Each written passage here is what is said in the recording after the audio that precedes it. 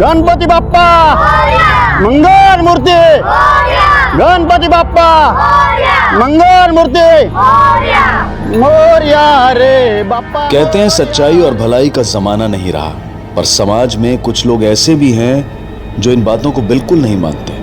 वो आज भी भलाई की राह अपनाते हैं, लेकिन कभी कभी उस राह पर भी कांटे बिछे होते हैं।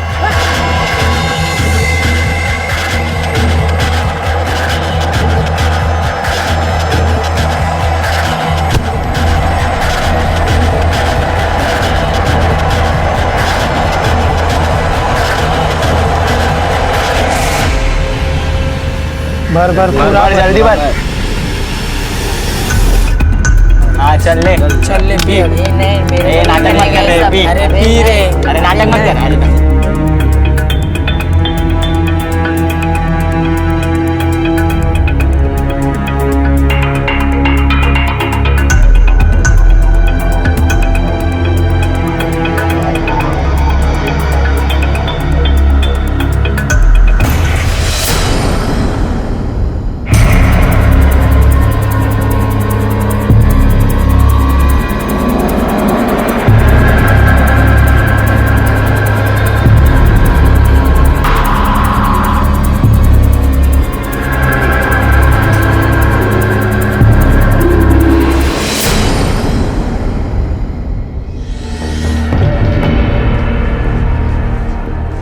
बेटा बेटा क्या कर लिया बेटा ये?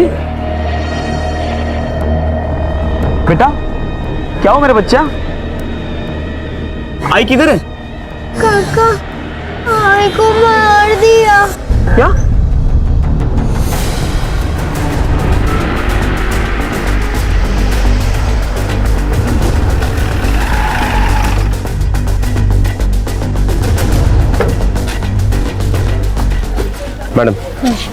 मैडम मरने वाली औरत का नाम सरिता चौहान है।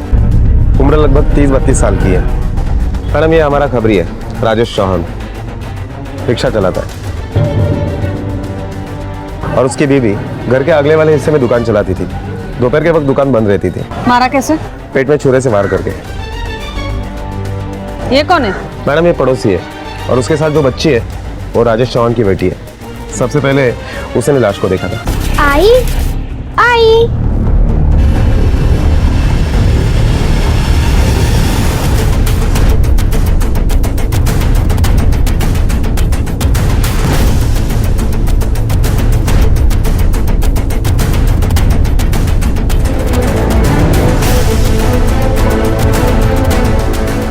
मैडम घर से कुछ पैसे भी चोरी हो गए हैं। कितने?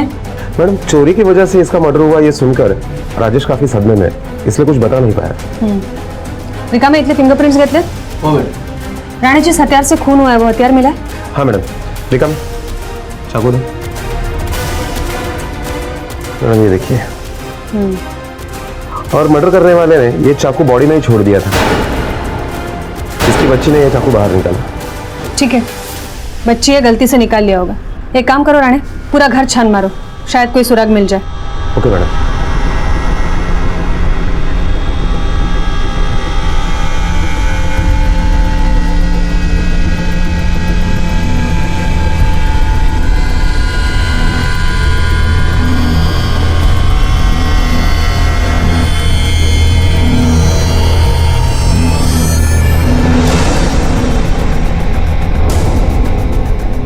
ये मूर्ति उठाओ जरा।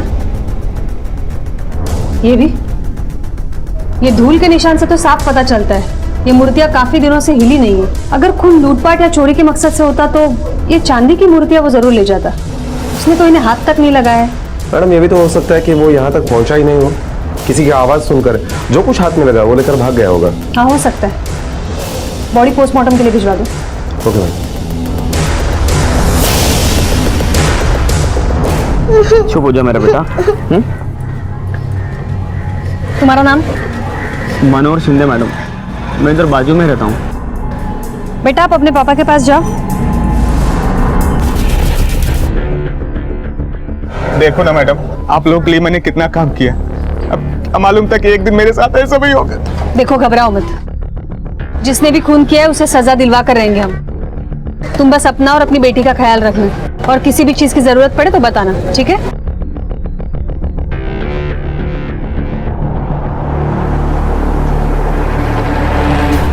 मैडम, ये राजेश चौहान हमारा खबरी है। कई गुनहगारों को पकड़ने के लिए उसने हमारी मदद की है। मुझे लगता है कि किसी ने बदला लेने के लिए उसके बीबी को मारा हो। नहीं राणे, अगर उसे बदला लेना होता तो वो राजेश का खून करता, उसकी बीवी का नहीं। एक काम करो, ये पड़ोसियों से पूछताछ करो और चेक करो ये सरिता कैसी औरत थी। Okay madam. मैडम, ये पड़ोसी है, कुछ बताना चाहता है। बोला। मैडम, एक दोपहर को 3:30 बजे की बात है। मैं सामान लेके घर पे जा रहा था, तभी मैंने एक औरत को सरिता ताई के घर से बाहर निकलते हुए देखा। अबे देख के चलना, कौन सी गाड़ी छूटी जा रही है तेरी? अभी मेरे को पता नहीं था ना कि ऐसे कुछ मतलब होने वाला है। थैंक यू, आपने जो कुछ भी देखा हमें बताया। अगर आप सब लोग इसी तरह आगे बढ़ के पुलिस की मदद करेंगे तो क्राइम रेट ऐसे ही कम हो जाएगा। हाँ मैडम। मैडम, एक रिक्वेस्ट है। कहिए। मेरे घर पे गणपति बप्पा आए हैं, अगर आप सब लोग अगर आके दर्शन कर ले तो मुझे बहुत अच्छा लगेगा। ठीक है।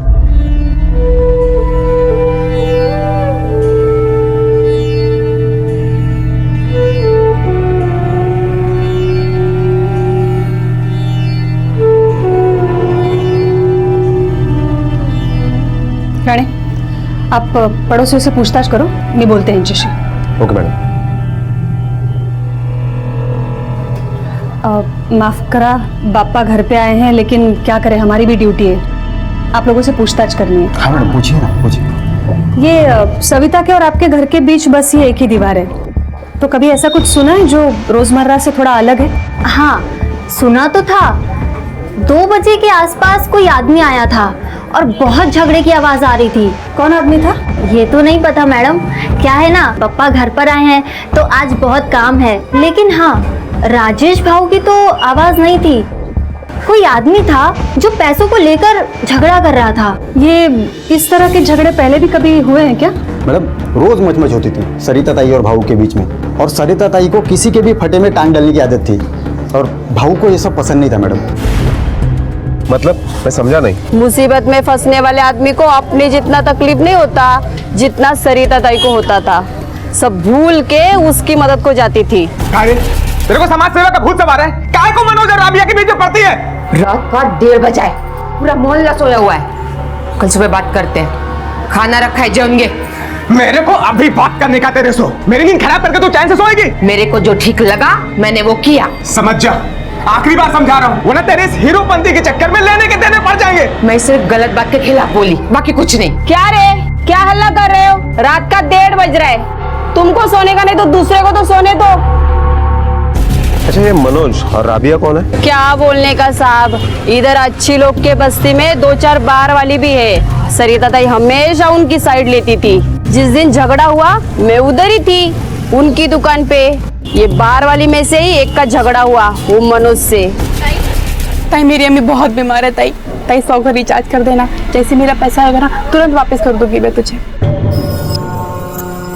जेव्हा येतील पैसे तब देना। हाँ, ये ले, कर ले। थैंक यू ताई, थैंक यू। दिखता नहीं है तेरे को? आंखें नहीं है क्या? अरे इतना मासूम बन रही है जैसे किसी को पता ही नहीं तू बार वाली है। हाँ, हूँ मैं बार वाली, नाचती हूँ बार में। तेरे को क्या? तू कौन है? जब देखो तब कुत्ते की तरह जीभ निकाल के लड़कियों को ताड़ता रहता सारा दिन साला। उधर बार में ठुमका लगाती है और इधर सती सावित्री बन रही है तू। हाँ, ज्यादा मत बोल, समझा?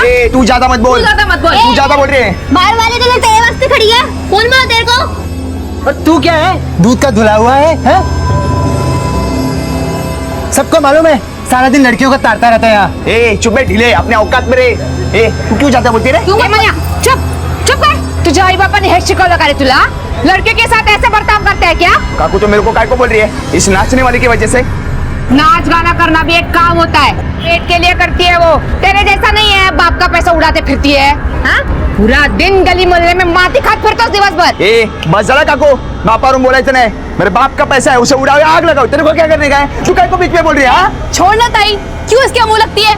कटारा साले का मुंह, जब भी खोलेगा बासिच मारेगा साला। ये देखना, मेरे को बोल रही है इसकी वजह से। ए मनिया, जास्त बोलशील ना तो थोपट फोडेगा का? मैडम, मैं शाखा प्रमुख हूँ यहाँ का और गणपति मंडल का सेक्रेटरी भी हूँ। मैडम, आप बस्ती वालों की बातों में मत आइएगा, ये कुछ भी बोलते हैं। सरिता ताई एक अच्छी और नेक औरत थी। अच्छों का अच्छा और बुराओं को बुरा बोलती थी। सबका चिंता करती थी मैडम। ये मनोज कहाँ रहता है? मैडम वो 15 नंबर की गोली में रहता। और ये बार गर्ल रबिया? मैडम ये 7 नंबर की गोली में रहती। हाँ मैडम, वो दिन मनोज का झगड़ा मेरे साथ ही हुआ था और सरिता ताई भी बहुत बोली उसको मेरे साइड से। ए मनिया, देख आज है ना, छोड़ेगी नहीं मैं तेरे को। पुलिस को बुलाएगी आज मैं, छोड़ेगी नहीं तेरे को। तुझे हिम्मत कैसे झाली रे इसको हाथ लगाने की? खुले सांड की तरफ घूमता फिरता है। आज तो तेरी पूरी चर्बी उतार कर रहूंगी मैं, समझा ना? देखना। सरिता, सरिता छोड़ना। मैं माफी मांगती है रे इसकी तरफ से। ए आई, तू काय को माफी मांग रही इससे? हाँ? चुप बैठ रे। सरिता, मैं क्या बोलती है, देख इसके आगे अगर कभी ऐसा किया ना, मैं खुद तेरे को बोलेगी पुलिस को बुला बोल के। लेकिन आज माफ कर दे।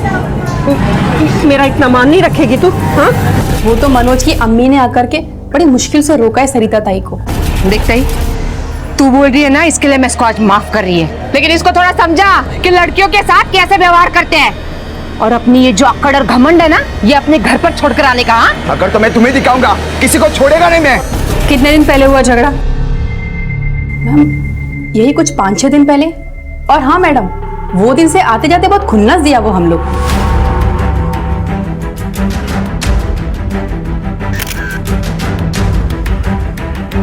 साहब मेरा मनोज ना आज ही इधर से गया।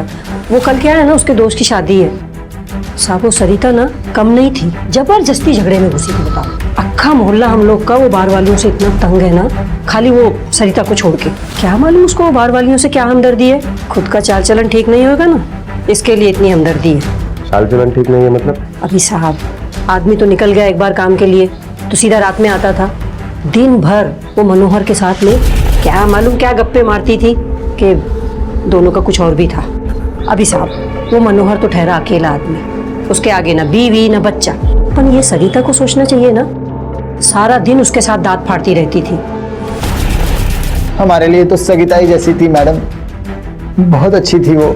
खाली उसको ही तो हमारा दुख समझता था मैडम, कि हम लोग ये अपनी मर्जी से नहीं, मजबूरी में अपना पेट पालने के लिए करते हैं। वो तो राजेश भाव को भी बोलती थी हम लोग का ख्याल रखने के लिए। हाँ मैडम, कभी कभी जब हम लोग को बहुत देर हो जाती थी तो राजेश भाई या उनका दोस्त अपने रिक्शा से हमें बाहर से घर तक छोड़ते थे। बहुत प्यार करती थी हमसे। और सबसे ज्यादा मेरे को चाहती थी, मैं जो कहता था मेरे को लाके देती थी। गोल्डी भाई, ये पकड़ 1 मिनट। वो तू तेरे लिए बिंदी मंगाया था ना? हाँ। ये ले तेरे लिए। थैंक यू ताई। कैसा है? बहुत सुंदर है। मैं कैसी लग रही है?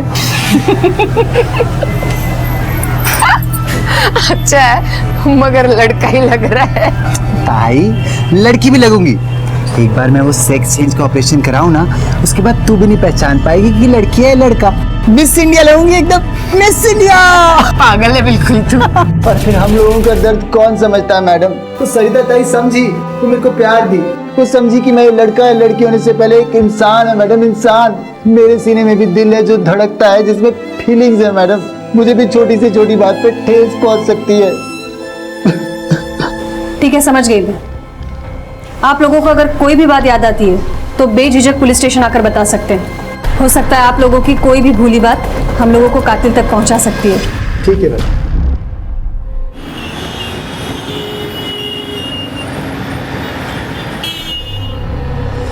मैडम ये मनोज का फोन लगातार स्विच ऑफ आ रहा है। हो सकता है कि उसकी माँ ने हमें झूठ बोला हो मनोहर और सरिता के अफेयर के बारे में, ताकि हम गुमराह हो जाए और मनोज को भूल जाए। हो सकता है, लेकिन हमें क्रॉस चेक तो करना पड़ेगा। रानी एक काम करो, ये मनोहर को और राजेश को पुलिस स्टेशन बुलवाओ और राजेश से कहना अपनी बेटी को साथ में लेके आए।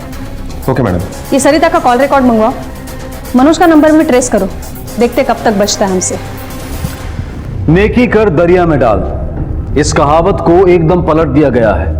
और बड़ी बात नहीं होगी अगर आज के जमाने में नेकी करने वाले को ही दरिया में डाल दिया जाए, उसे मुसीबत समझा जाए। कम से कम सरिता के केस में तो यही देखने को मिल रहा था। ना सिर्फ पूरा मोहल्ला बल्कि उसका पति भी उसका विरोध कर रहा था। क्या सरिता की नेकी ही उसे ले डूबी थी?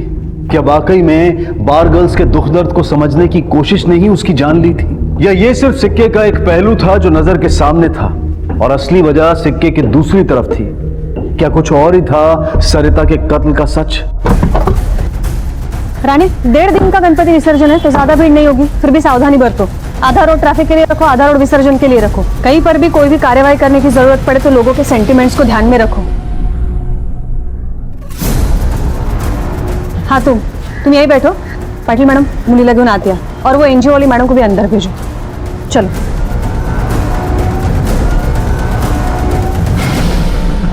ये लो आपके लिए चॉकलेट। अच्छा बेटा, अभी हमें ये बताओ, आपके आई बाबा के बीच में कभी झगड़ा होता था? मेरे को अभी बात करने का तेरे सो आखिरी बार समझा रहा हूँ, समझ जा।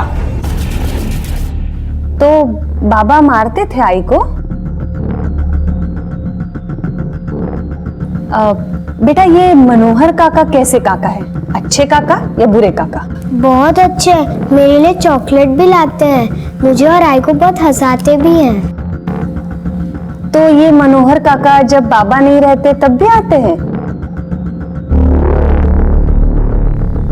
राणे, बेटा ये आपकी हैंडराइटिंग है? ये नंबर आपने क्यों लिखा था? आपको पता है किसका नंबर है ये? एक दिन एक फोन आया था, आई बहुत डर गई थी, आई बहुत रो रही थी। नहीं मुझे पता नहीं। हाँ लेकिन वो मैं नहीं बाबा, मुझे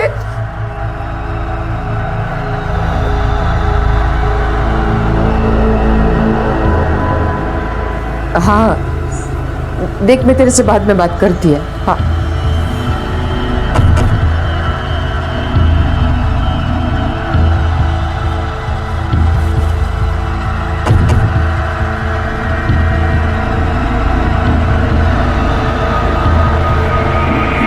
मैंने ये नंबर बाबा को देने के लिए लिखा था, फिर मैं खेलने गई और भूल गई। ठीक है, जाओ बेटा, आप अपने बाबा के पास जाओ। आप भी जा सकती हैं। रानी, पता करो ये नंबर किसका है और वो मनोहर को बुलाओ। Okay ma'am.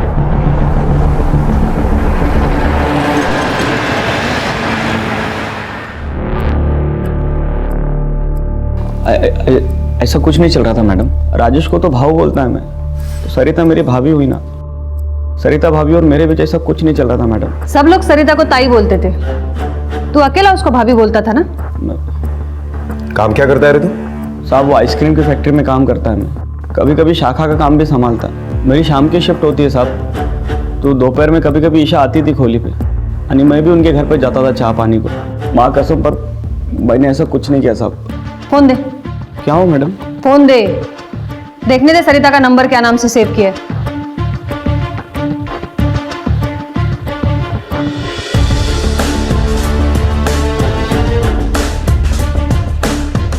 ये क्या है? ये फोटो ईशा ने निकाला था मैडम, उसने सेव किया था फोन में। सरिता को भाभी बुलाता था ना, तो उसका नंबर सिर्फ सरिता नाम से क्यों सेव है? मैडम वो मैडम वो जो बच्ची ने नंबर नोट किया था उसका पता चल गया है, उसका कॉल लोकेशन चाहत बार पता रहा। निकल, और शहर से बाहर जाने की कोशिश मत करना, समझा ना? निकल अभी।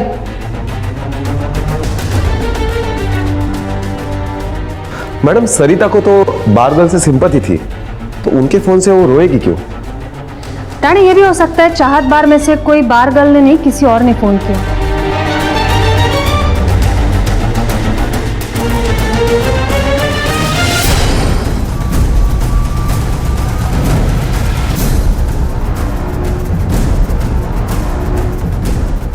ये कौन है? क्या नाम है इसका? मैडम इसका नाम खुशबू है, ये विजयनगर में रहती है। क्या ये खुशबू राबिया, सबा और गोल्डी के साथ रहती है? नहीं साहब, पर उसी एरिया में रहती है, अलग रूम लेके। बुलाओ जरा इसे। मैडम ये तो आज काम पे नहीं आई, इसका फोन आया था कि 2-3 दिन काम पे नहीं आएगी। रानी घर से उठा लाओ इसे, देखते किस बात की छुट्टी मना रही है।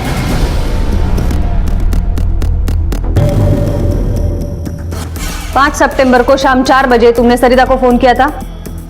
हाँ मैडम, मैं सरिता ताई को फ़ोन की थी। वो मेरे को दूसरा कोली पे शिफ्ट करने का था ना मैडम, इसलिए। और आपको तो मालूम ही है ना, हम जैसे लोगों को कोई भाड़े पे कमरा नहीं देता है, इसीलिए फ़ोन किया था। और जब फ़ोन किया था तो सरिता ताई थोड़ी परेशान सी लग रही थी। मेरे को ना खोली ढूंढने का है, तो आपका मदद का ज़रूरत पड़ेगा। देख, मैं तेरे से बाद में बात करती है। हाँ, तुम्हारी माँ और बहन कहाँ है? अम्मी तो घर पे होती है और छोटी बहन कॉलेज जाती है। कल तुम काम पर क्यों नहीं गई थी? वो साहब, थोड़ी मेरी तबीयत ठीक नहीं है। तो तुम्हारे कान को क्या हुआ है? कुछ नहीं मैडम, कुछ नहीं, बस। ओढ़नी बाजू लगा जरा।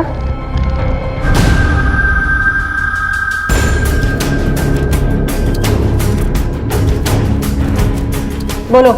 वो मैडम उस दिन जरी वाला दुपट्टा पहना था ना, तो इस वजह से अटक गया था, तो थोड़ा सा कट गया है। अब डॉक्टर को दिखा दिया था मैंने, बस 2-4 दिन पट्टी लगेगी और फिर ऐसे पट्टी में मैं बाहर में कैसे नाचेगी मैडम। किस डॉक्टर से करवाई है पट्टी? वो मेरे घर के बाजू में ही है अस्पताल, वहाँ से। रानी, ये खुशबू के घर के पास वाले क्लिनिक से पता करो कि वो वहाँ वाकई गई थी या नहीं गई थी। और हाँ, ये फोरेंसिक लैब से रिपोर्ट मंगवाओ तुरंत। हो सकता है सरिता के कपड़ों पर उसके खून के अलावा किसी और का भी खून मिले। जगदीश का कहना था कि सरिता के घर से कोई लड़की मुंह ढककर निकली थी। इसका मतलब है वो लड़की खुशबू है? मे भी, क्योंकि उसने जो कान फटने का बहाना किया है उस पर थोड़ा शक हो रहा है मुझे। मैडम, ये रहे सरिता के कॉल रिकॉर्ड्स। इसके मुताबिक खुशबू का कॉल लगभग 34 सेकंड का था। मतलब खुशबू ने जो हमें कहा वो सही था, और ईशा के मुताबिक कॉल काफी लंबा था। इसका मतलब है रानी, ये सरिता खुशबू के कॉल की वजह से नहीं, बल्कि उसके पहले जो कॉल आई थी उसके वजह से रोई है, क्योंकि ये कॉल कुछ 1-2 मिनट का नहीं, पूरे 12 मिनट का है। और ईशा ने हमें बताया भी था कि सरिता बात करते हुए अंदर चली गई थी। पॉसिबल है कि सरिता ने वो कॉल अंदर जाने के बाद कट किया हो और बाहर आते समय वो खुशबू के साथ बात कर रही हो। ईशा ने वही लंबा कॉल समझकर ये नंबर नोट किया हो। रानी, पता करो खुशबू से पहले किसने कॉल किया था, और मनोज के बारे में कोई इन्फॉर्मेशन मिलते ही मुझे बताओ। Okay madam.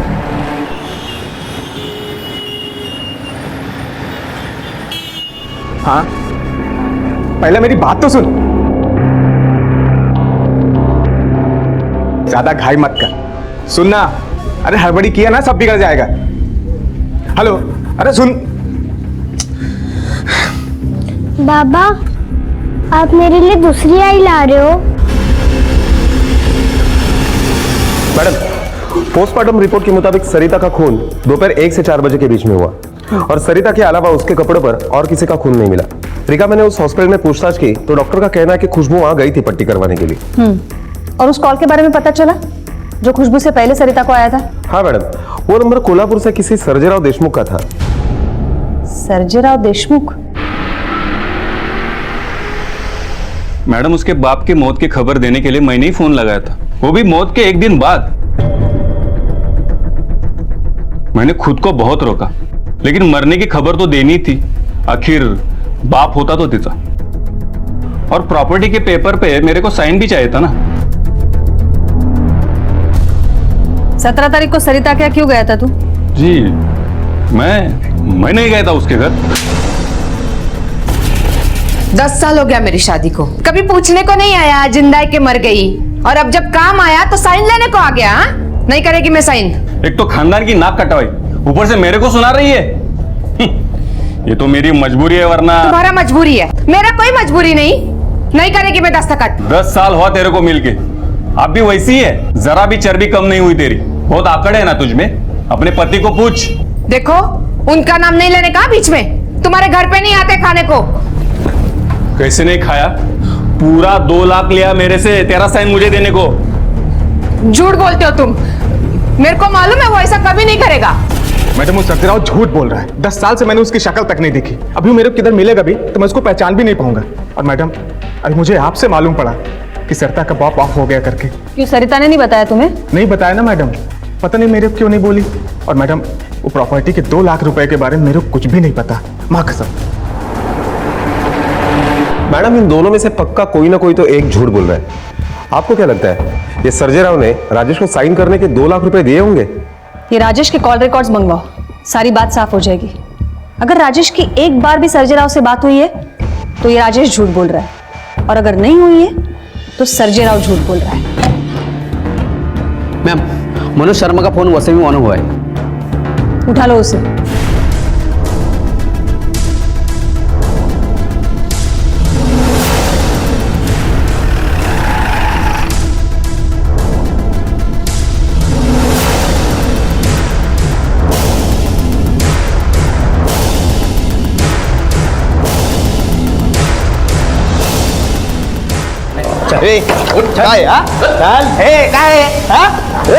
सर साहब काय को मार रहे हैं मेरे को? मैंने कुछ नहीं किया है साहब, आज शपथ मैंने कुछ नहीं किया है। सभी लोग बोलते हैं कि मैंने कुछ नहीं किया, लेकिन जो सच में कुछ नहीं करते ना वैसे पुलिस से भागते नहीं है। सब कौन बना मैं भागा था? मैं दोस्त के शादी में गया था। शादी में गया था कि दहेज में गया था? वहां का होकर रह गया तू? नहीं मैम, दोस्त लोग बोले कि आज रुक जा पार्टी करेंगे, इसीलिए फोन भी बंद रखा था ताकि पुलिस डिस्टर्ब नहीं करे पार्टी में तुझे। नहीं मैडम, वो चार्जर लेना भूल गया था ना, इसलिए फोन स्विच ऑफ हुआ। ये बता, सरिता के साथ झगड़ा हुआ था ना तेरा, और तू ये बोला था कि छोड़ेगा नहीं। यहाँ मातम फैला नहीं तो तू शादी में नाचने गया, हाँ? ताकि पुलिस को शक नहीं हो तुझ पे। नहीं मैडम, वो झगड़ा तो सरिता काकी मरने से पहले हुआ था। मैं वो झगड़ा बिगड़ा सब कुछ भूल गया था, बस वो काकी नहीं भूली थी। वो नहीं भूली थी मतलब मैं वो काकी के दुकान पे गया था 17 तारीख को, ये बताने के लिए वो जिन लड़कियों का साइड लेते ना बार वालियों का, वही उसका घर तोड़ेगी। उसमें से एक उसके पति के साथ मजा करती है। तुझे कैसे पता है सब? मैडम, मैं एक बार लेट नाइट शो देख के घर पे आ रहा था, तभी रिक्शा में से किसी लड़की के हंसी की आवाज आ गई। मैंने जाके देखा तो राजेश काका उसके साथ मस्ती कर रहा था। खुशबू? हाँ साहब, वही बाल गर्ल खुशबू, वही थी वो। मैंने दोस्तों को भी बताया ये बात, उन्होंने मुझे उल्टा बताया कि उन्होंने पहले ही देखा उनको 3-4 बार रात में। साहब आप अभी बताओ कि 1 बजे बार बंद होता है, रात को 3-4 बजे वो राजेश काका के साथ क्या कर रही थी?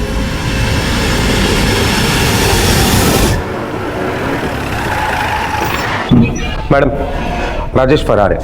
What? गणपति विसर्जन की वजह से मैं पूरी रात उसी के एरिया में ड्यूटी पर था। उस दरमियान लगभग 5 बार मैं उसके घर पर गया। आखिर में सुबह 5 बजे मैं उसके घर पर जाने के बाद देखा, तब तक वो घर पर भी नहीं लौटा था। उसकी बेटी ईशा कहाँ है? वो मनोहर के घर पर है। इसका मतलब सर्जेराव सच बोल रहा था कि राजेश को उसने 2 लाख रुपए देकर साइन किया है। इसी डर के वजह से राजेश भाग गया। रानी, हो सकता है ये खुशबू भी राजेश के साथ भाग गई हो। नहीं मैडम, वो यही है। हमारा कांस्टेबल उसके घर पर तैनात है। उसने बताया कि खुशबू लगभग रात को 1:30 बजे घर पर आई थी, लेकिन राजेश की रिक्शा से नहीं। मैडम, हमारा कांस्टेबल अभी भी खुशबू के घर के बाहर ही है। रानी, ये सब उलझता जा रहा है और इसे सुलझाने के लिए हमें शुरुआत से शुरू करना पड़ेगा। काम करो रानी, तुम वो क्लिनिक जाओ जहां से खुशबू ने अपना कान सिलवाया था, और वहां के सीसीटीवी फुटेज में वो ऑटो का नंबर ढूंढने की कोशिश करो जिससे खुशबू वहां आई थी। Okay madam. शिंदे, खुशबू और राजेश के कॉल रिकॉर्ड्स लेके आओ जल्दी।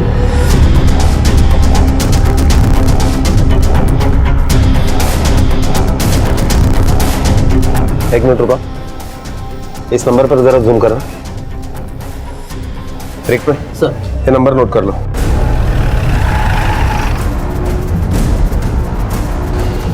जरा। जी साहब। इस लड़की को तूने छोड़ा था? जी हाँ साहब। कहाँ से लिया था उसे? साहब वो विजयनगर से। सर पे दुपट्टा ओढ़ के बैठी थी साहब। मैंने उसको पूछा भी क्या हुआ, तो उसने अपना फटा हुआ कान दिखाया। फिर मैंने अपना रिक्शा भगाया साहब और उसे दवाखाने छोड़ दिया। हमें लेकर चल जहाँ से तूने उसे लिया था। ठीक है साहब। मैम, राजेश और खुशबू के कॉल रिकॉर्ड्स, दोनों के बीच में आउटगोइंग और इनकमिंग का कोई रिकॉर्ड नहीं है। लेकिन इस एक नंबर पे तो काफी कॉल किए खुशबू ने। पता करो ये नंबर किसका है। Yes ma'am. एक मिनट रुको, ये खुशबू का घर है क्या? उसने यहीं से रिक्शा ली थी? नहीं साहब, वहां से रिक्शा ली थी, वो उधर से, और वो घर से निकली थी। वो रास्ते में किसी से टकराई भी थी, फिर मेरे को आवाज दी, फिर वहीं से रिक्शा पकड़ी। मैडम, वो नंबर किसी मयंक चौबे के नाम पे रजिस्टर है, और मयंक चौबे और खुशबू इनका एड्रेस भी सेम है। हो सकता है ये दोनों बहनें हो। हाँ राणे, बोला। मैडम, ऑटो ड्राइवर ने कंफर्म किया है कि खुशबू उस दिन सरिता के ही घर से निकली थी, और हमारा कांस्टेबल जो खुशबू के ऊपर नजर रखे हुए था, उसने कहा है कि खुशबू अभी अभी मैटरनिटी क्लिनिक गई है। पता करो वहां क्यों गई है वो।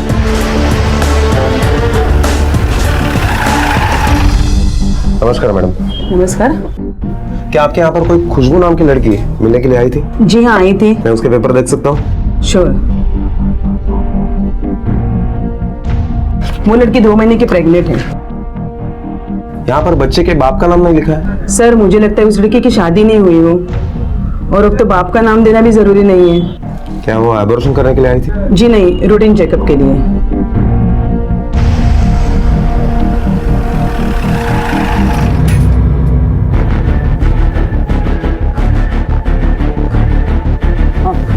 क्या ये डांस बार दोपहर में भी चालू रहता है? हाँ साहब, लंच में भी लोगों को भूख लगती है तो आ जाते हैं डांस देखने। अच्छा, ये तुम्हारे बार में एक लड़की काम करती है खुशबू, उसका किसी के साथ लफड़ा है? नहीं साहब, हम में से तो ऐसा किसी को नहीं मालूम। अरे सुनो, यहाँ आओ। ये खुशबू का किसी के साथ लफड़ा है क्या? इन्हें तो कुछ नहीं पता, लेकिन तुम लोग एक साथ काम करते हो, एक ही बस्ती में रहते हो, तुम्हें तो पता होगा। कैसा मालूम होगा साहब, वो इधर किसी के साथ मिक्स नहीं होती। गोल्डी को मालूम होगा, गोल्डी की और खुशबू की आपस में अच्छी जमती थी। गोल्डी? बुलाओ उसे। साहब वो तो छुट्टी पे है, वो नहीं मिलेगा इधर। हाँ, बोल रहा था कि कोई तो उसका ऑपरेशन होने वाला है।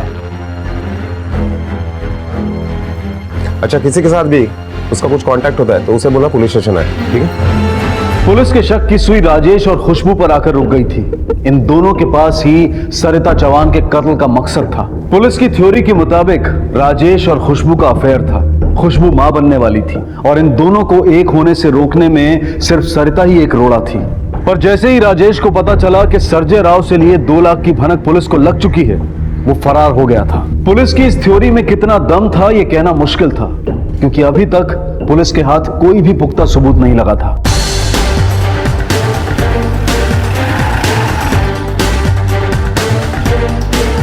पुलिस काका,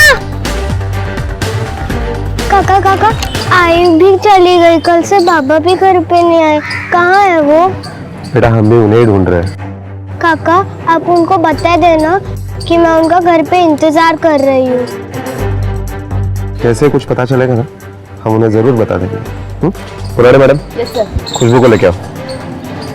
साहब क्या क्या खुशबू ने? वो तुम्हें हम अभी नहीं बता सकते। हाँ मैडम, मैं गई थी सरिता ताई से मिलने, लेकिन मैंने उसे नहीं मारा मैडम। मारने नहीं गई थी तो क्या ये बताने गई थी कि तुम्हारा उसके पति के साथ चक्कर चल रहा है?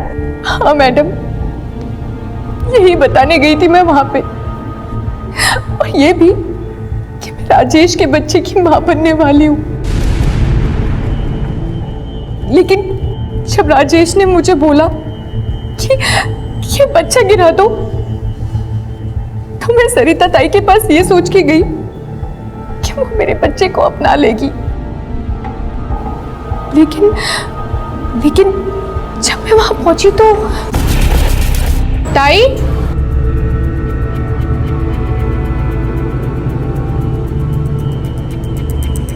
ताई,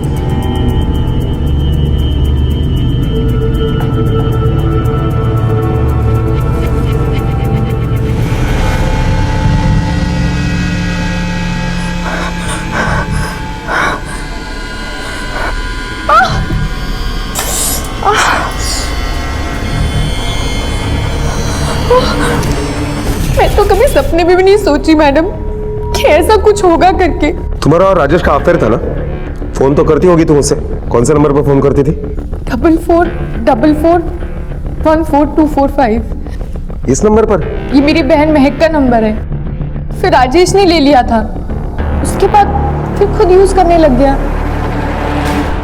रानी, महक के नंबर पर राजेश को ट्रेस करो, अभी वो हमें कंफर्म मिलेगा। Okay ma'am.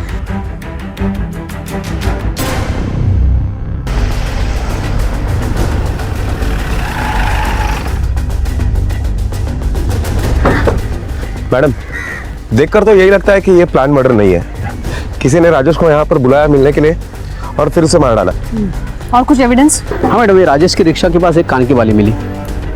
मैडम, मुझे लगता है कि खुशबू ने राजेश को मारा है। नहीं रानी, सरिता को मारकर खुशबू को फायदा हो सकता है, लेकिन राजेश को मार के कोई फायदा नहीं। और वैसे भी अपने सब कांस्टेबल 24 घंटे उस पर नजर रखे हुए हैं, वो कैसे और कहाँ यहाँ आके उसका खून करेगी? मैडम, राजेश के दूसरे नंबर के कॉल रिकॉर्ड मेल पर आ गए।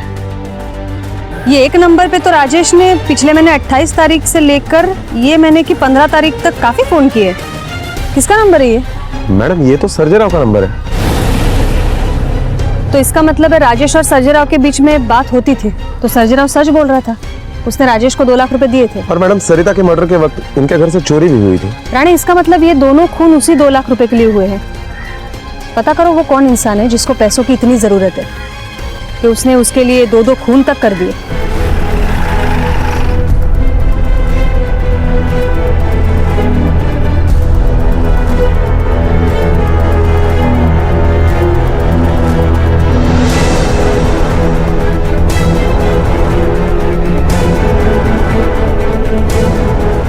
यस सर, वो पेशेंट वार्ड नंबर 17 में एडमिट है।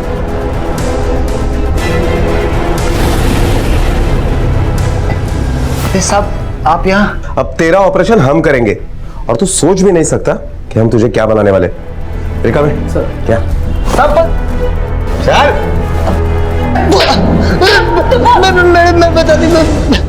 मैं बताती हाँ मैं ही मारी वो राजेश को।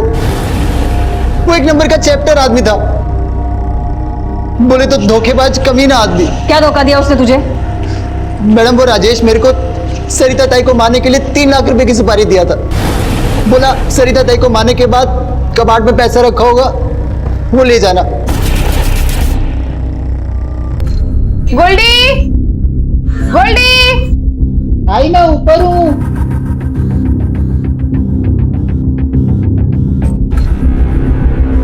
गोल्डी कहाँ गया? गोल्डी,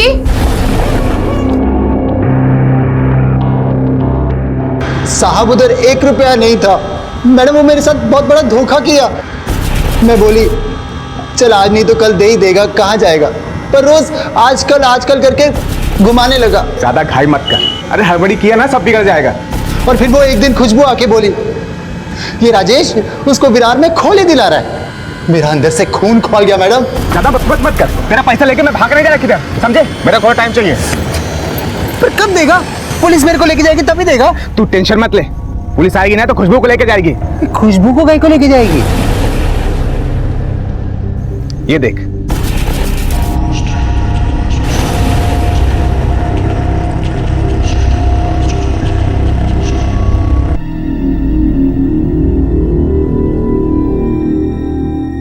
वो शानी आई थी वहां पे जब तू सट्टा के मार के गया ना वहां से, उसके बाद। और पुलिस मेरे पे शक करेगी ना तो मैं बोल देगा कि मेरे को वहीं पड़ा मिला।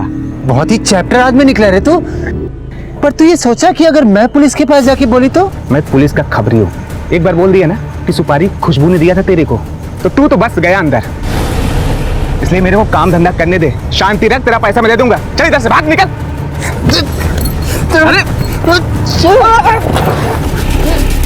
साहब मेरे को सरिता ताई को नहीं मारने का था, मेरे को ऑपरेशन कराना था, पैसे का जरूरत था। मैं बहुत मजबूर हो गई थी साहब, मैं बहुत मजबूर हो गई थी। राजेश ने क्यों मरवाया सरिता को? राजेश सरिता ताई की रोज झगड़ा मोल लेने की आदत से बहुत परेशान रहता था, और उधर वो खुशबू भी पेट से हो गई थी, दिन रात उसका कान खाती थी। इसलिए राजेश ने सोचा कि सरिता ताई जैसी मुसीबत के साथ रहने से अच्छा है वो खुशबू के साथ रहे।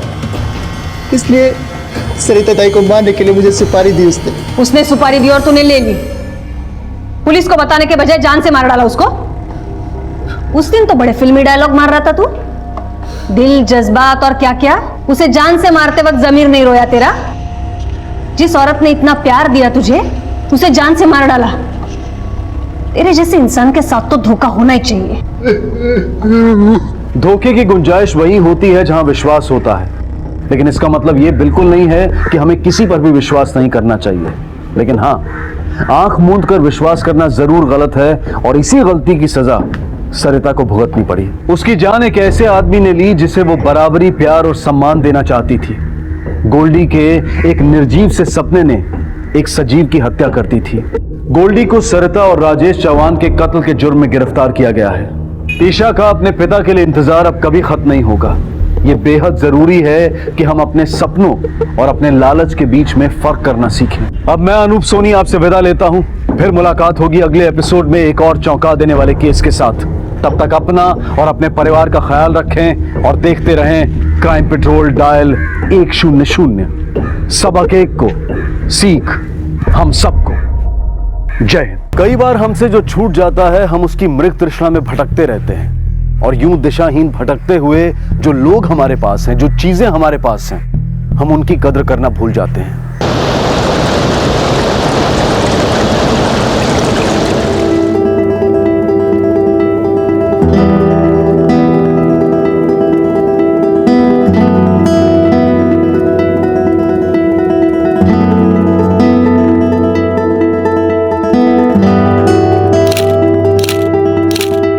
प्रतिमा, इस तालाब की खासियत पता है? लोगों का कहना है ना कि इसके अच्छा पतिदेव, अब हनीमून में ज्ञान ही बांटते रहोगे या कुछ खिलाओगे भी? क्या खाओगी? मक्का।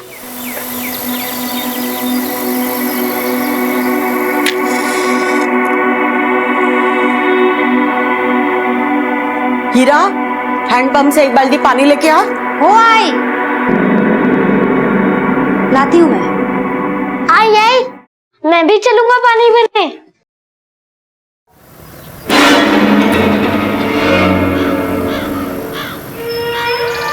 दादी, दादी, दादी, वो हैंडपंप पे देखो क्या क्या है। आज हम देखती हूँ।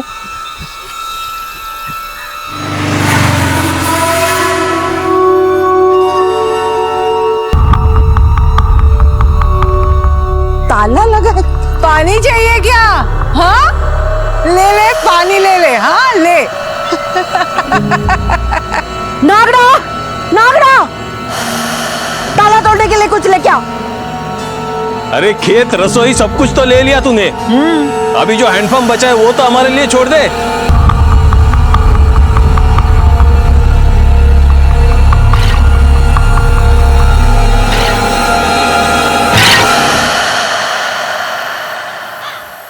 खड़ा होके मुंह क्या देख रहा है? तोड़। पंकज भाऊ,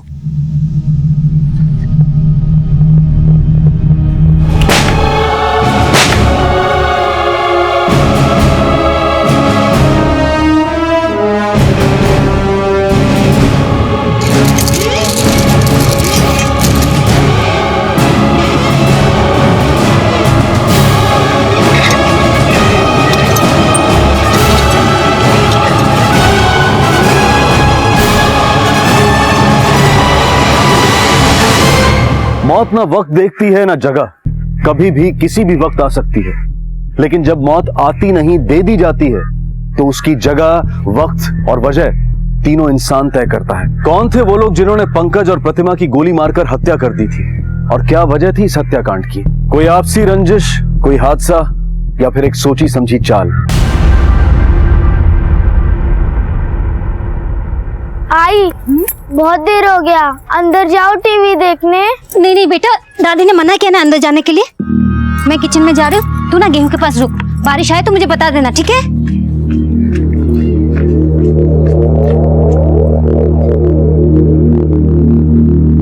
नकुल बेटा, तू यहाँ बैठे बैठे क्या कर रहा है? गेहूं का धान रख रहा हूँ। अरे तुझे तो टीवी देखने का पसंद है ना?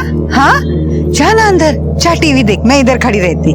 आई ने मना किया है। अरे कुछ नहीं रे, मैं बोल दूंगी तेरी आई को। हाँ, चामुंडाय नमः, ओम ह्रीं चामुंडाय नमः, ओम ह्रीं चामुंडाय नमः, ओम ह्रीं चामुंडाय नमः।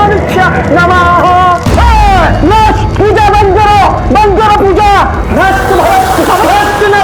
बाबा रुक जाइए ना, बाबा रुक जाइए। बेटे से गलती हुई, बच्चे से गलती हो गई, माफ कर दो। कोई फायदा नहीं, सब भंग हो गया। आज का मुहूर्त खत्म, मैं अगले मुहूर्त पे आऊंगा। बाबा, बाबा, तू हाँ क्यों आया? तू क्यों आया? तुझे बोला था ना अंदर नहीं आना। जाने दो ना, आई बच्चा है, तू अंदर क्यों आया? हाँ मना किया था ना, तू जा जा जा। आई,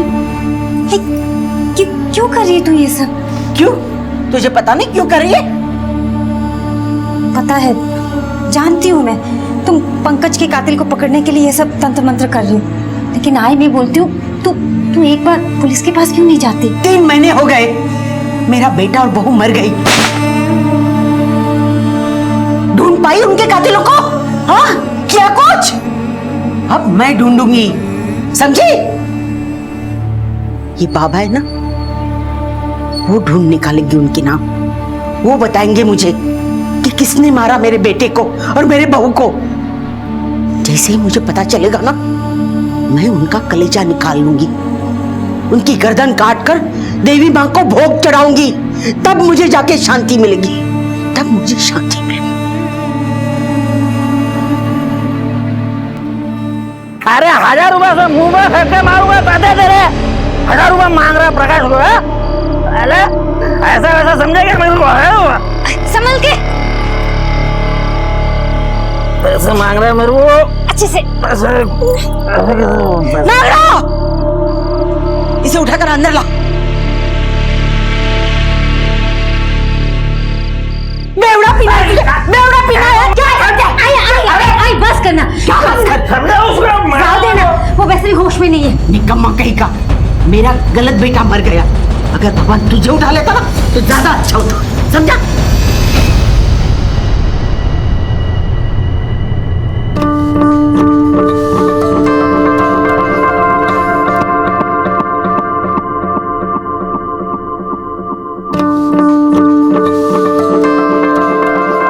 अरे वाह मंटू भाव, खूप छान दिसतस, एकदम हीरो लग रहे हो। अरे नागड़ा, एकदम चकाचक कपड़े पहन के कहाँ निकल रहा है तू? हैं? नागड़ा शादी मना रहा है। क्या बोला? शादी मना रहा है? अबे तेरे को मालूम है हम तेरे को नागड़ा क्यों बोलते? बचपन में खेत में हमको तू नंगा मिला था, नंगा, तब से हम तेरे को नागड़ा बोलते हैं। तेरे को शादी करना है तो तेरे लिए भी फिर नागड़ा की नागड़ी लाना पड़ेगा हमको। नागड़ी दुल्हन लानी पड़ेगी तेरे लिए। बिल्कुल नहीं, मैं मंटू भाव के लिए एक छान सी मुर्गी लेके आऊंगी, खूबसूरत, है ना? अरे इसको तो इसकी जैसी लड़की लानी पड़ेगी। नागड़ा जैसा भी है, पर तेरे जैसा बेवड़ा तो नहीं है। क्या बोला? अरे काई नहीं, जाओ दे ना। अरे क्या कर रहा? छोड़ो। बेवड़ा तो बेवड़ा ही बोलेगा ना, और क्या बोलेगा? हाँ, दिन भर खराटे मारते रहता है। जो कुछ करना है मुझे करना पड़ता है, अकेली को। हाँ, चलो बाहर आके देखो कल रात में मैंने क्या करके रखा है। आजा जरा देख। हाँ, इसकी तो मैंने बैंड बजा के रखी है अभी। ये क्या लगा के रखा है रात के रात में? हाँ, हिम्मत नहीं किसी हाथ लगाने की। तू तो नरक में जाएगी। अरे तेरे को मालूम पड़ा पंकज को किसने मारा? मालूम पड़ा तेरे को? अरे जिस दिन पता चलेगा ना, तेरी ये काली जबान खींच के काट डालूंगी। जा लेके जा, तेरे आगे बड़ा है। जब देखो झगड़ा करती रहती है। जाओ देना, आई वो तो है ही ऐसे ही मच मच करती रहती है। तू बैठ जा, शांत हो जा। पंकज के लिए कोई कुछ बोले मैं बर्दाश्त नहीं कर। आई मैं जानती हूँ, लेकिन कुछ फायदा है चिल्लाने का? देख कल इंदु ताई और तिलक भाऊजी आ रहे हैं, उसकी तैयारी करते हैं, ठीक है? जा।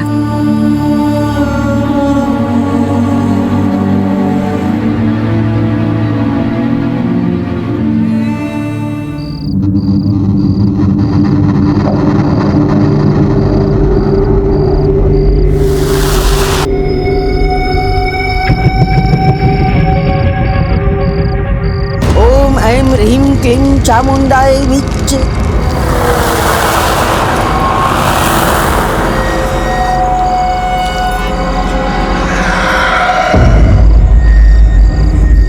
जवाब दे मुझे, मेरे सवाल का जवाब दे। तेरा बेटा और बहू का खूनी कौन है?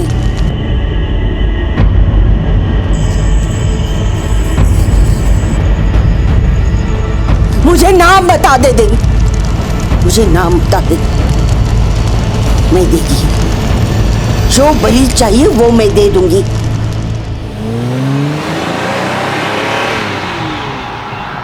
बस बस बस बस। अरे भाजी नमस्ते। और कैसे हो? बढ़िया बढ़िया बढ़िया बढ़िया। इंदु संभाल के। या आओ। सुखीरा कैसी हो? अरे राहु दे आ गई अपनी आई की याद। मेरे बच्चे आ गई आई की याद, और ये यहीं रहेगी जब तक बच्चा नहीं हो जाता आपके साथ। सच? हाँ भाजी। हाँ ये गाड़ी मस्त है आपकी, एक चक्कर मार के लेके आओ। चल। ओ भाऊ या ना बाहर आओ ना, आ जाओ। क्या चल रहा है? आ जाओ। हाँ, उन्हें थोड़ा आराम तो करने दो, चाय नाश्ता होने दो। बस काम धाम तो कुछ है नहीं, निकम्मा कहीं का। आई अरे जावई बाबू या ना तुम्ही, आज चला ये बेटा।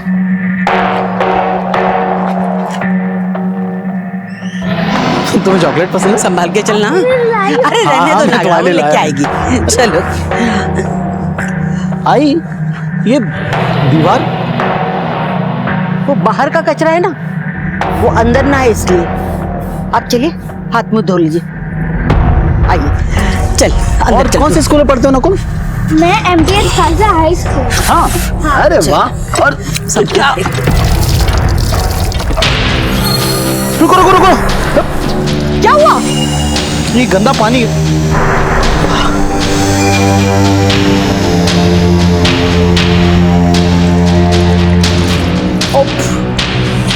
तेरी हाँ, ये सारी तेरी करतूत है ना? तेरी करतूत है। मैं बहुत अच्छे से जानती हूँ। घर में बैठे बैठे तुझे छोड़ो हाँ, अरे परेशान करके रखा है। हाँ, तू ये हैंडपंप के चक्कर में पड़ी है। तू चिंता मत कर, तू नलके का जमाना आ गया, मैं लगवा दूंगा नल का, चिंता मत करो, इतना गुस्सा नहीं करते। इंदु संभाल। क्या जरूरत थी बाहर दिखावा करने की? अगर आई ने सच में नलका लगवाने के लिए कह दिया तो कहां से पैसा लेकर आएंगे आप? अरे मैं तेरी आई के सामने फेंक रहा था। तू ये सब छोड़, हमारे लिए जरूरी है वो पेपर पे साइन करवाना, बस तू साइन करवा ले। हाँ हाँ करवा लूंगी। तो बस पेपर पे साइन करवा ले, फिर मैं 2 दिन बाद आके तुझे ले जाऊंगा। बाय। पद्मा के एक बेटे की मौत हो चुकी थी, दूसरा शराबी और एक बेटी इंदु। और इंदु घर आई भी तो अपने साथ एक खुदगर्ज मकसद लेकर। पड़ोस में जेठ का परिवार, उससे भी 36 का आंकड़ा। अजीब सा था यह परिवार। हर शख्स यहाँ किसी गलत रास्ते पर चलता हुआ नजर आ रहा था। पर अफसोस की बात है कि कोई ये नहीं समझता कि गलत रास्ते पर चलकर सही अंजाम कभी नहीं मिल सकता। और कभी कभी तो मुसीबत कम होने की बजाय एक बड़ा और भयानक रूप ले लेती है।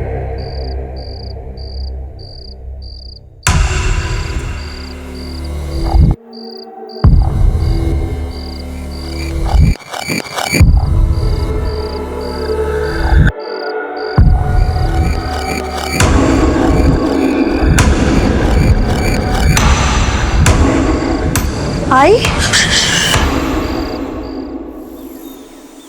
आई आई इंदू ताई आई कुठे गेलीस? मंटू भाऊ, आई और इंदू ताई को देखा क्या? पता नहीं सुबह सुबह कहाँ चले। आई हो मैं आई हो आई इंदू ताई तो नहीं गई। आई अरे क्या आई चिल्ला रही तू? मेरे लिए चाय बना। ए हीरा सुन। मंटू भाऊ, तुम जरा खेत में आए और इंदू दीदी को देख के आओ। हाँ? मैं गांव में देख के आती हूँ, जल्दी करो। आई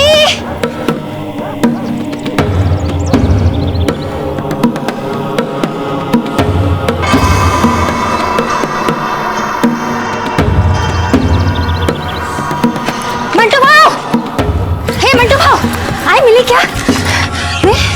टीवी देखते रहोगे, आई को ढूंढोगे भी नहीं? ए हीरा, तू काय को टेंशन ले रही है? हाँ, आई है वो, आई को कुछ नहीं हो सकता। एक काम कर, मेरे को और वो नकुल को सुबह से बहुत भूख लगी है, पोहे बनाओ जा। जो खाना है ना खुद ही बना लो, मैं जा रही police station. Police station? Mantu भाऊ चला लो कर करा।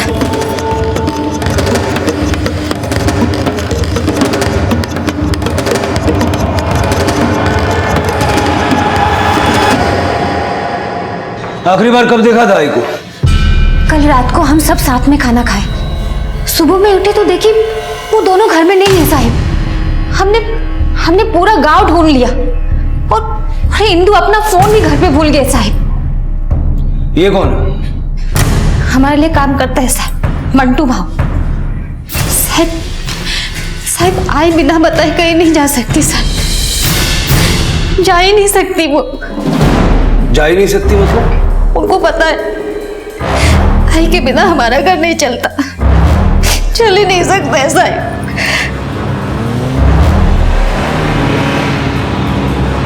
मैं सोचा आई और इंदु गांव में गई होंगी कहीं, इसलिए ज्यादा टेंशन नहीं लिया साहब। पद्मा जा कहाँ सकती है? आई है साहब, उसका राज चलता है घर में, हमारी पूछने की हिम्मत कहाँ उसको।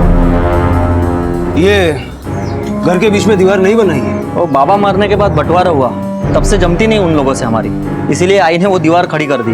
वैसे हमारे काका है वो।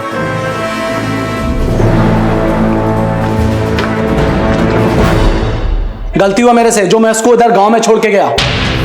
और आप लोग जरा अपना स्पीड बढ़ाओ, स्पीड। मेरा पहुंचना बहुत ऊपर तक है। हरीश सावंत का बेटा हूं मैं, हरीश सावंत का, समझ में आया? देखिए, चीखने चिल्लाने से कुछ नहीं होगा, हमें अपना काम करने दीजिए। जैसे कुछ खबर मिलेगी हम आपको बताएंगे। अभी आप जाइए, जाइए। सर, हरीश सावंत 2 बार विधायक रह चुके हैं, काफी बड़ा नाम है उनका। सर, कहीं ऐसा तो नहीं विधायक की बहू सोचकर इंदू को किडनैप कर लिया हो? पर बेटी के साथ मां भी तो गायब है राजेश, दोनों को, वो भी घर से किडनैप करने की वजह तो होनी चाहिए। वैसे सर, दुश्मन भी तो घर के अंदर ही थे, वो दीवार की उस तरफ। प्रकाश ने बोला तो था उनसे बनती नहीं है। कुछ मत पूछो साहब, मोतीलाल के मरने के बाद सब कुछ बटा, घर, पैसा, खेत सब बटा, लेकिन ये मनुष हैंडपंप को नहीं बांट पाए। लड़ाई तो रोज होती रहती थी साहब, और देखिए ना, ये जबरदस्ती पद्मा ने ये इधर दीवार बना दी। पद्मा के बारे में ना हमको कुछ नहीं मालूम, किधर जाती है, क्या करती है, कुछ पता नहीं है। हाँ, लेकिन वो तंत्र मंत्र रोज करती रहती है। अच्छा, तुम्हारी सास ये सब तंत्र मंत्र कर रही थी, पहले क्यों नहीं बताया? वो सब मैंने सोचा था कि कब से कर रही थी? साहब, जब मेरे देवर पंकज और भाभी की मौत हो गई ना, उसके बाद से आई ने ये सब चालू कर दिया था। साहब, मैं बोलता हूँ आई का भेजा सटक गया होगा, भाग गई कहीं पर। नहीं साहब, ऐसा नहीं हो सकता। ऐसा होता तो इंदु ताई का क्या, वो तो पेट से भी थी। आई उसकी और बच्चे की जान खतरे में नहीं डालेंगे साहब।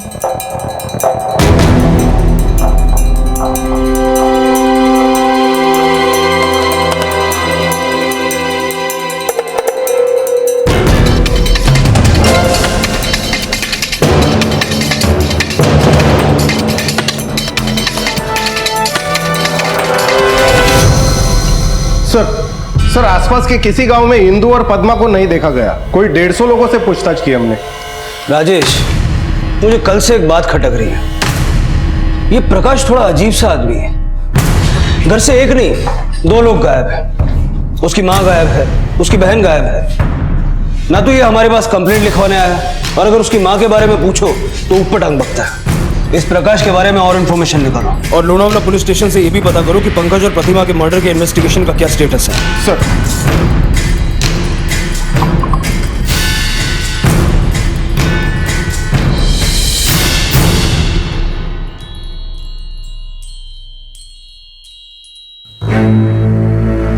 अरे नमस्ते साहब, तुम्ही इकडे कैसे? कोई बोल रहा था आई से तेरी बनती नहीं, डंडे से मारती है तेरे को, तुझसे खुश नहीं है? उस घर में ना मैं एकदम काले धब्बे जैसा हूँ, नालायक बेटा। वो जो मर गया ना पंकज, वो आई का लायक बेटा था। मालूम है आई क्या बोलती है? गलत बेटा मर गया मेरा, और इसलिए तूने उसे गायब कर दिया या मार दिया? अरे देवा, वो तो पंकज के कातिल को ढूंढ रहे साहब।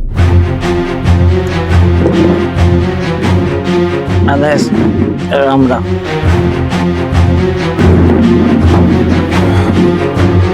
इस पर नजर रखो। चल।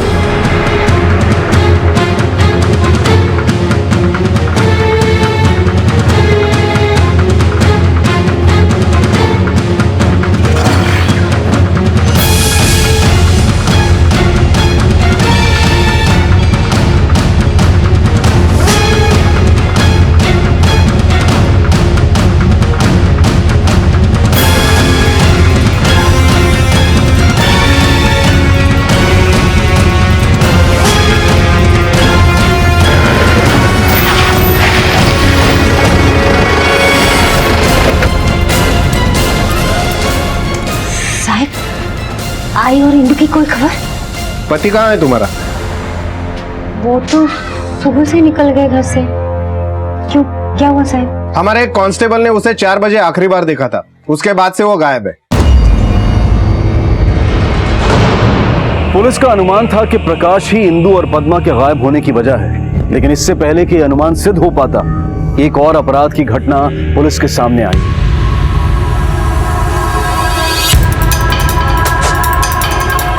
सर, प्रकाश की गाड़ी सुरजागढ़ के पास एक वीरान जंगल में खड़ी है।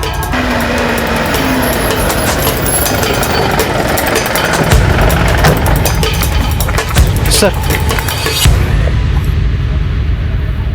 और कुछ मिला आसपास? नहीं सर, पास में एक घर है, उसमें भी ताला पड़ा है। सर ये घर, ये तोड़ो ताला। सर।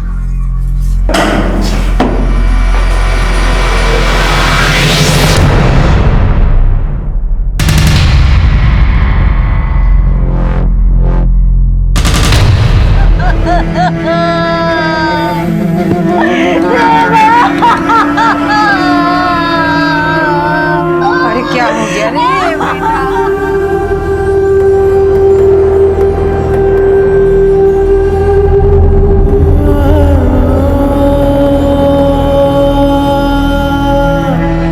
सर, पोस्टमार्टम रिपोर्ट के हिसाब से प्रकाश के बॉडी पर एक चोट गर्दन के पास और दूसरी सर के पीछे मिली है। बाकी छोटी मोटी इंजुरीज के अलावा बॉडी पर काफी सारे जादू टोने के निशान है। लेकिन सर, सर पर चोट लगने की वजह से ही मौत हुई है। पद्मा तंत्र मंत्र और काले जादू में शामिल थी, इतना तो तय है। राजेश, कहीं ऐसा तो नहीं कि पद्मा विक्टिम ना हो और खुद से गायब हुई हो और अपने बड़े बेटे पे जादू टोना करके अपने छोटे बेटे की मौत का पता लगाने की कोशिश कर रही हो? लेकिन सर, फिर प्रकाश को क्यों मार दिया उसने? अपने एक बेटे के लिए दूसरे बेटे की बलि कौन सी मां देगी?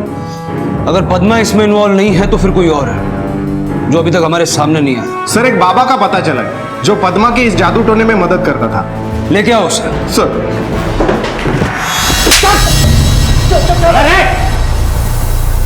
क्या करवा रहा था तू पद्मा से? कहाँ गायब किया उसको? मैंने कुछ नहीं किया साहब, मेरा तो उससे लेना देना ही खत्म हो गया साहब।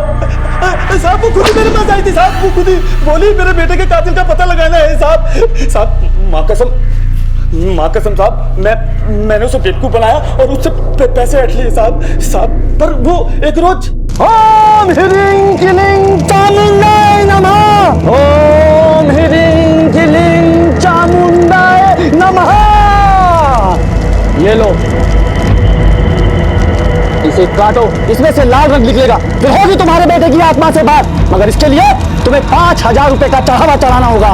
लो, ओम ह्रीं क्लीं चामुंडाय नमः, ओम ह्रीं क्लीं चामुंडाय नमः, ओम ह्रीं क्लीं चामुंडाय नमः, ओम ह्रीं क्लीं चामुंडाय नमः।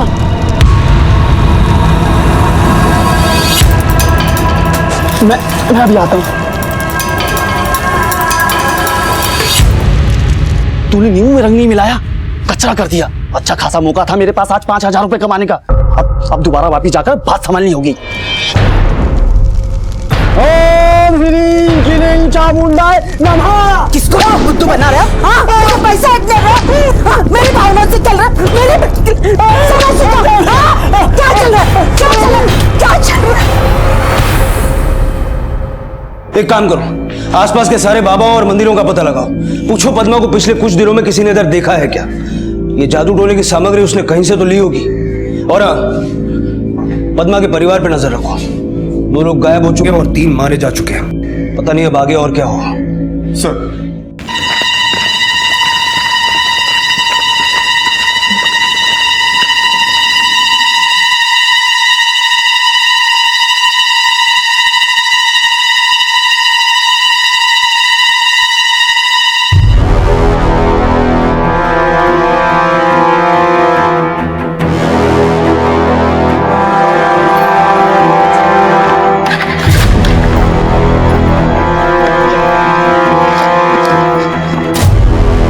कौन है तू?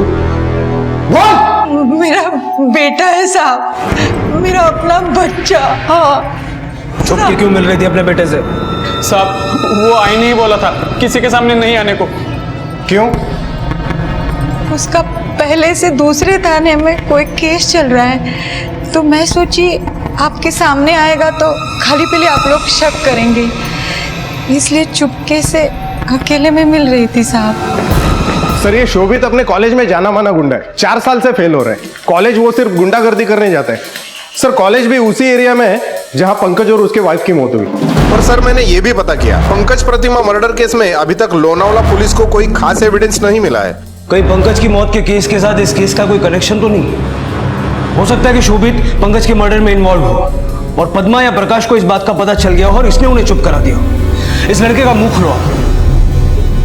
माजी भाई को कुटे आए, कहाँ है मेरी बीवी? तुम लोग यहाँ बैठ के क्या झक मार दे रहे हो? आवाज नीचे। 24 घंटे है तुम्हारे पास। अगर मुझे मेरी इंदू नहीं मिली ना तो यहाँ मैं कलेक्टर के साथ आएगा, कलेक्टर के साथ।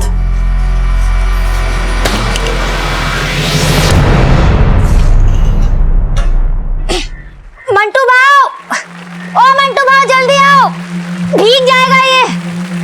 मंटू भाव कुटे गेली। मंटू भाव मैं उठा देता हूँ। अरे उठाओ। मुझे बताओ कि इतना सब झगड़े के बाद क्या फायदा हुआ? कुछ नहीं। अब किराया इकट्ठा करना है, खेत देखना है, फसल देखनी है। अकेली लड़की कैसे कर पाओगी ये सब?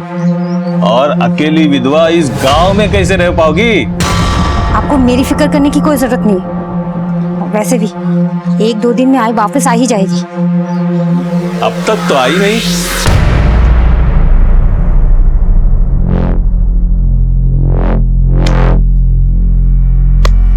बोल। साहब मैं सच कह रहा हूँ, मैंने बहू को नहीं मारा है। वैसे भी मैं गांव के लफड़ों में नहीं पड़ता हूँ, पर मैं बहू को मारने वाला तो कब को पहुंचा सकता हूँ। मैं उस एरिया के सारे सुपारी किलर को जानता हूँ, उन्हीं में से बहू को किसी ने मारा होगा। नाम बोल। ध्यान से देख लो इस फोटो को। तुम लोगों में से किसी ने इसकी सुपारी ली थी? हाँ? नहीं साहब, मैंने कोई सुपारी नहीं ली। तूने? नहीं साहब, मैंने भी कोई सुपारी नहीं ली। तू? नहीं साहब, अपन ने इसका शकल पहली बार देखा सर।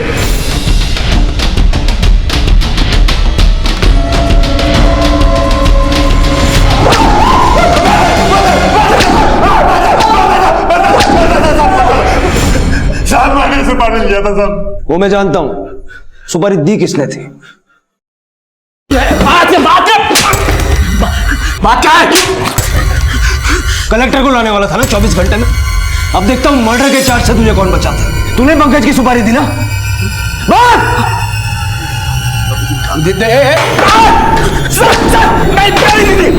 मैंने दी थी पंकज और उसकी बीवी की नाम की सुपारी। क्यों? आप सिर्फ हम नाम के अमीर थे। हमारे पास एक्चुअल में एक फूटी कौड़ी भी नहीं है। जो भी था वो सब गिरवी रखा हुआ था। सोचा था कि हिंदू से शादी करके हाथ में कुछ पैसे आ जाएंगे, लेकिन वो भी काफी नहीं थे। पंकज, हिंदू, पद्मा, इन तीनों के नाम पे एक बड़ा प्लॉट है। प्रकाश तो पहले ही बेवड़ा था। बाबा मोतीलाल ने अधिकतर जमीनें इन तीनों के नाम पे कर दी थी। मुझे वो प्लॉट चाहिए था किसी भी कीमत में। प्रकाश साइन करने के लिए तैयार नहीं था। पद्मा और हिंदू से तो मैं साइन करवा लेता, इसलिए मैंने पंकज को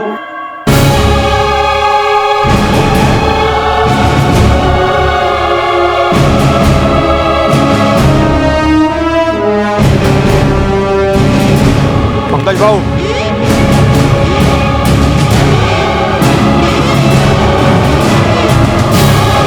मैंने सोचा था कि पद्मा को किसी तरह समझा लूंगा, और पंकज के मरते ही मैंने अपनी बीवी से कहा कि आई से बात कर ले और पंकज की जमीन अपने नाम लिखवा ले। प्रकाश को क्यों मारा? प्रकाश को नहीं मारा मैंने। सर, प्रकाश को नहीं मारा। उसके मरने या गायब होने से मुझे क्या लेना देना? मुझे कोई फायदा नहीं होता। मैं क्यों मारूंगा उसे सर? पुलिस के सामने कई सवाल थे। अगर तिलक ने प्रकाश को नहीं मारा था तो किसने मारा था? पद्मा और इंदु को किसने गायब किया था? और अगर पद्मा इन सब के पीछे थी तो क्या एक मां अपनी बेटी और बेटे के साथ ऐसा कर सकती है? पुलिस सभी मंदिरों और बाबाओं की तलाशी ले चुकी थी, लेकिन कहीं कोई सुराग नहीं मिल रहा था। और तभी अचानक एक बार फिर खुदगर्जी और लालच सुराग की शक्ल में सामने आए।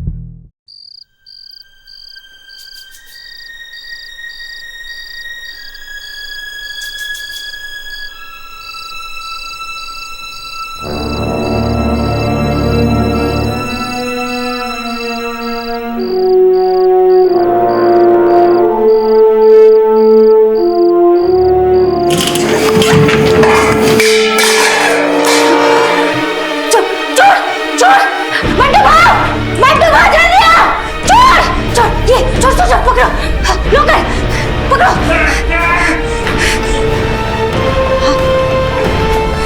हाँ हाँ साहब मैं तो उसे सिर्फ ये दिखाना चाहता था कि वो अकेली कुछ नहीं कर सकती। मैं तो चाहता था कि डर के मारे वो अपनी जमीन की भागीदारी मेरे हाथ में दे दे, लेकिन मेरे को क्या मालूम था कि वो साला नागड़ा मेरे को इतना मारेगा। देखो साहब कितना मार रहा है, देखो मार डालना था जैसे मार रहा था। देखो साहब देखो।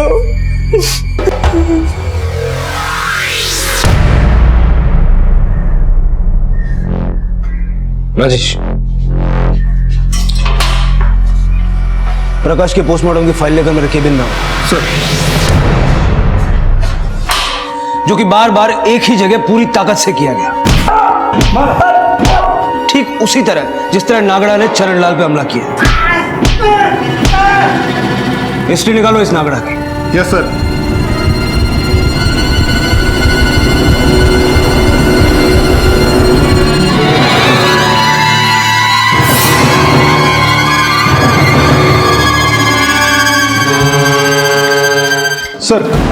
सर मैंने नागड़ा की पूरी हिस्ट्री निकाली। प्रकाश उसे बहुत मारता था, लेकिन पद्मा और इंदु के गायब होने से इसका क्या कनेक्शन है समझ में नहीं आ रहा। क्योंकि जिस रात वो दोनों गायब हुई नागड़ा घर पे था ही नहीं, वो खेत में काम कर रहा था। रात को नागड़ा खेत में क्या काम कर रहा था?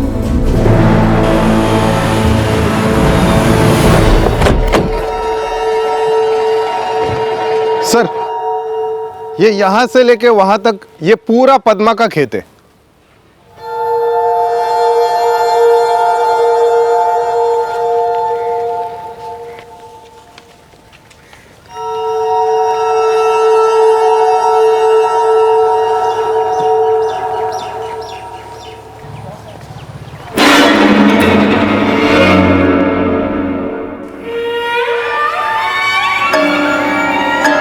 ये देख रहे हो, बाकी के खेत के मुकाबले इस हिस्से की फसल छोटी है। ऐसा आमतौर पे होता नहीं है। पता करो यहाँ बुआई कब हुई थी? सर अरे इकडे अरे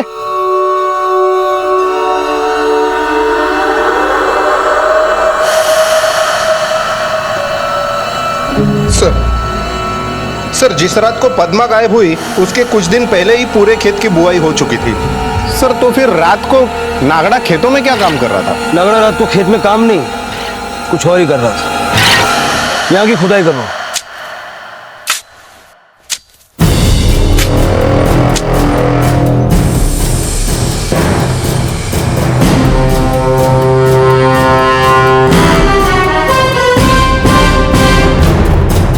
साहब नाम ले।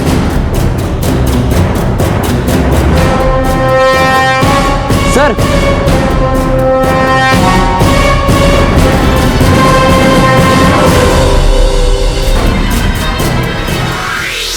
क्यों मारा अपनी मालकिन को? मार! क्यों मारा? नागड़ा को मालकिन ने बोला तो मारा। क्या बकता है? पद्मा ने खुद बोला तुझे उसे मारने के लिए। नागड़ा की मालकिन तो पद्मा नहीं है, नागड़ा की मालकिन तो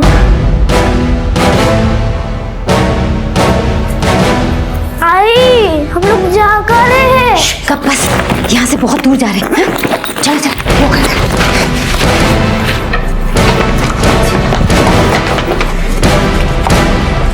खेल खत्म।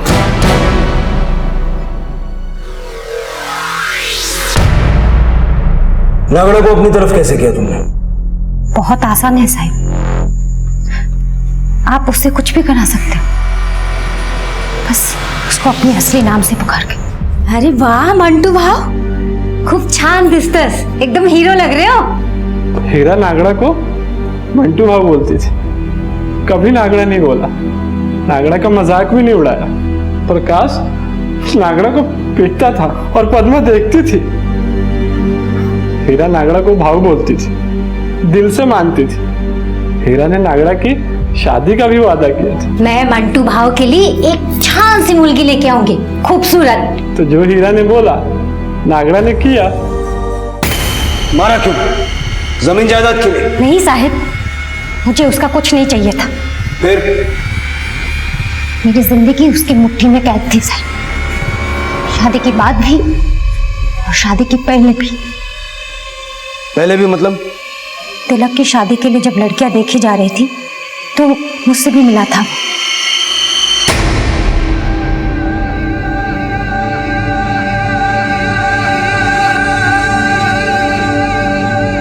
और वो मुझे पसंद था, पर तिलक इंदु से भी मिला। और उधर पद्मा मेरे घर आए अपने बेटे प्रकाश का रिश्ता लेकर, ये जानते हुए भी कि उसका बेटा एक नंबर का शराबी और निकम्मा है। तिलक की फैमिली की बुराई कर करके उसने मेरी और तिलक की शादी तोड़वाई और अपने पियक्कड़ निकम्मे बेटे के साथ मेरी शादी करवाई, और उधर इंदु और तिलक की शादी करवाई। और ये बात मुझे हाल ही में पता चली। आई, उस जमीन पर मेरा भी तो हिस्सा है ना। यहाँ मैं कौन सी दौर से गुजर रही हूँ तुझे पता है ना। पर आई, मेरा बेटा गुजर गया है और तुझे अपने हक की पड़ी है। मुझे मालूम है ये तू सब किसके कहने पर बोल रही है। तेरे पति ने बोला ना तुझे, हाँ बोल, लेकिन ये मत भूल तिलक से तेरी शादी मेरी वजह से हुई है, नहीं तो उसकी शादी हीरा से होने वाली थी। भूल गई तो ये हिस्से विस्से की बात फिर से मत करना। जब वक्त आएगा मैं खुद दे दूंगी। इस बात का फिर से कोई जिक्र मत करना। हीरा सुन लेगी तो बवाल मच जाएगा, समझी। जब मुझे ये सब पता चला तो मेरा खून खौल उठा। मैंने तय कर लिया मैं इन दोनों से बदला जरूर लूंगी। आई कुछ भी करने के लिए तैयार हो गई थी। हर वक्त वही जिद, पंकज के कातिल को पकड़ना है। मैंने भी उसका फायदा उठाया। उसे बोला एक शक्तिशाली तांत्रिक है जो आत्माओं से बात कर सकता है। तांत्रिक पर आई का विश्वास बढ़ाने के लिए मैंने पहले से ही घर की कुछ बातें उस तांत्रिक को बता के रखी थी। थोड़े समय में ही उस तांत्रिक ने आई को अपनी बातों में फांस लिया था।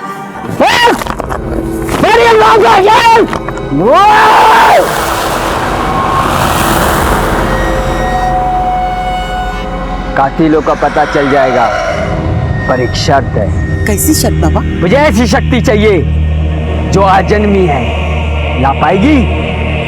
हाँ, कोशिश करूंगी। तेरी बेटी बिंदु के पेट में बच्चा है, ला पाएगी उसको?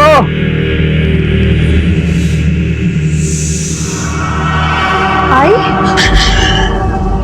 पंकज के कातिल को ढूंढने में तो अगर मेरी मदद करेगी तो सारा पैसा और जमीन तेरे नाम कर दूंगी, समझी। मेरे कहने के मुताबिक तांत्रिक ने आई और इंदु को खेत में बुलाया पंकज की आत्मा से बात करने के लिए, लेकिन मैं उन लोगों से पहले ही पहुंच गई थी खेत में तैयारी करने के लिए।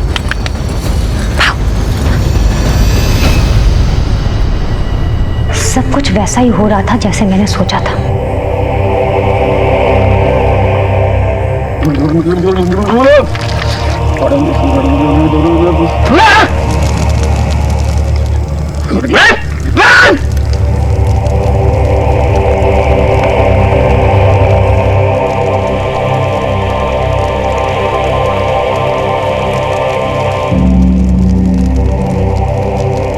पीस को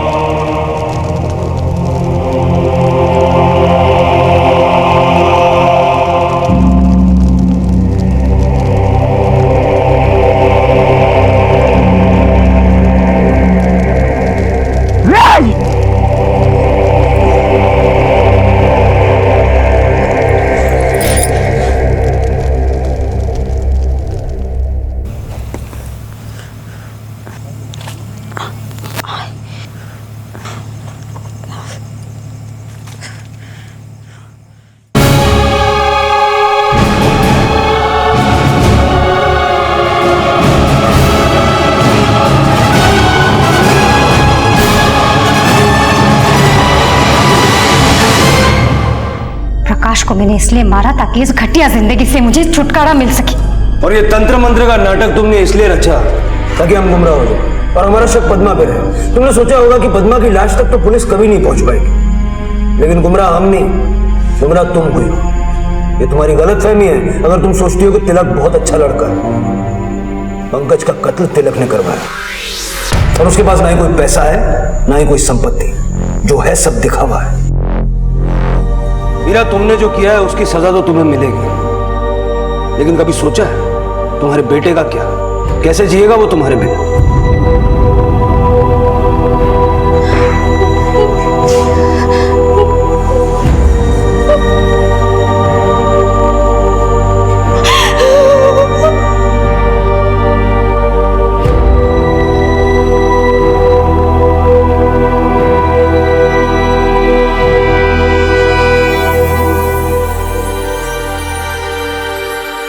पद्मा ने अपने मरे हुए बेटे के कातिलों को तलाशने की लालसा में अंधविश्वास का सहारा लिया, जिसका फायदा उठाया बदले की आग में जल रही हीरा ने।